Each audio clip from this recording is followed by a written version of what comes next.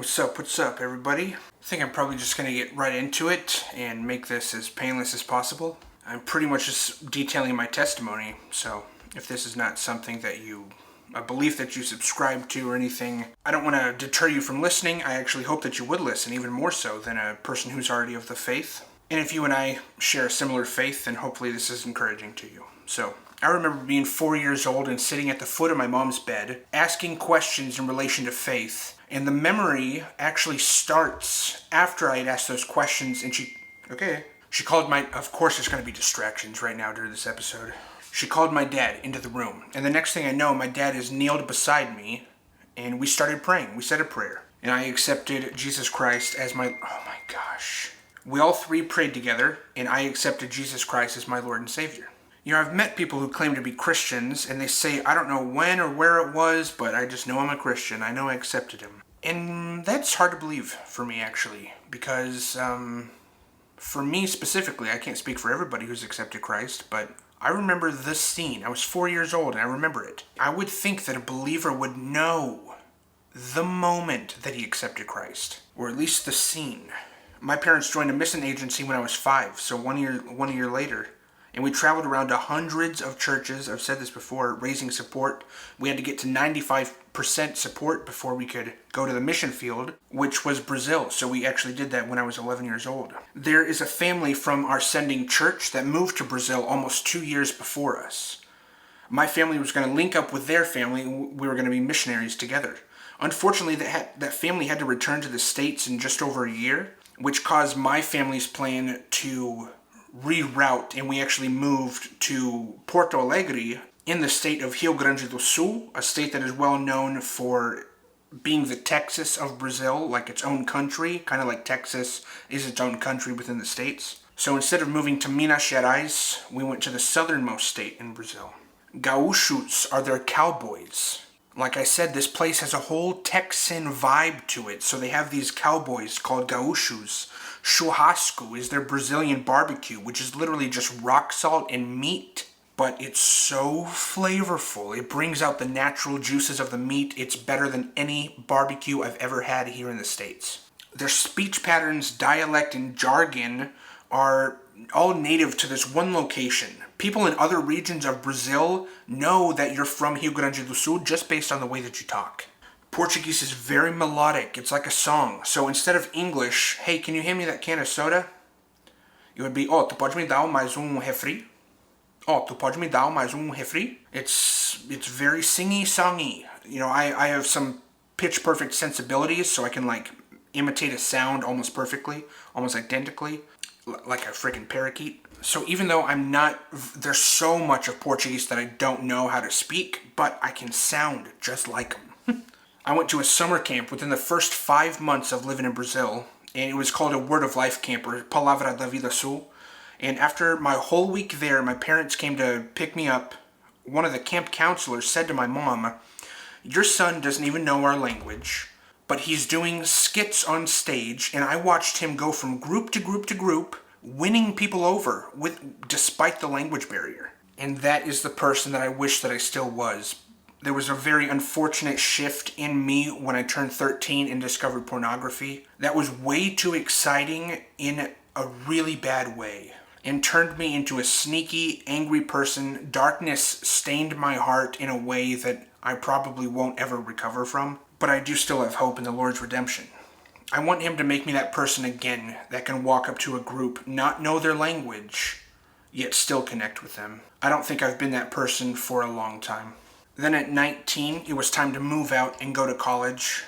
My dad escorted me back to Oregon, where I would live out the next 5 months with my older brother and then go to film school in fall. My dad's trip to the States was 2 weeks at the beginning of those 5 months, and I remember being so eager for him to leave, only because it meant that the parental supervision part of my life was gone. It was no more. For 19 years, it was nonstop Christianity, Bible, church, conservatism, that when I left, I exploded like a frickin' pressure cooker. I was so ready to be done with that for a while and just take a breather, decide for myself what I want to do. And I spent my college years not caring about faith or God. It was school, movies because I went to film school, new friends, sex, drugs, and alcohol that I was allowing to carry me forward. The most interesting part about that, though, is that God never allowed my eyes to be closed to Him. When He spoke to me, usually through undeniable coincidences, I had no other choice but to hear Him. Even if I didn't listen to Him, I still heard Him, regardless. In college, it's kind of a side note here, in college I had this teacher who had all of us, he had the whole classroom open up a Word document and write for 5 minutes without stopping, without thinking about it, no punctuation, just write. Stream of conscious. After that 5 minutes, I typed an entire page until he said stop, and then he started randomly pointing at students to read their page out loud. So I started pre-reading mine, just in case he looked at me. And I was so shocked at what I had written. I was going, it was violent wishes of self-affliction. It was vulgar. I'm reading it going, oh my gosh, I can't read this. So I highlighted the whole page and I deleted it. Right then, he points at me and he goes, Colin, read your page. And I went, no. And he goes, come on, read your page. And I went, Luckily, he got the hint and he moved on to somebody else. I wouldn't have been able to read it because I just deleted it. I probably could do Command Z and get it back. Do like the undo, but no. My stream of conscious was clearly very troubled. And if I were to do that again today, it would probably be the same thing. Which is why I know I have a lot that I have not dealt with inside. That's also why, That's also why weed and alcohol have been so comforting to me. Air quotations, comforting, because I don't have to deal with the inner turmoil and the self-disgust. That's a big reason that being on TikTok has saved my life to a degree because I don't know what my life would look like for the past 4 years if I didn't have TikTok and the audience that has grown with me. I would be that much more of an angrier, lonely person without this. So anybody who is tired of my TikTok and wanting me to drop it and get off it does not understand how big of an impact this has had on my life.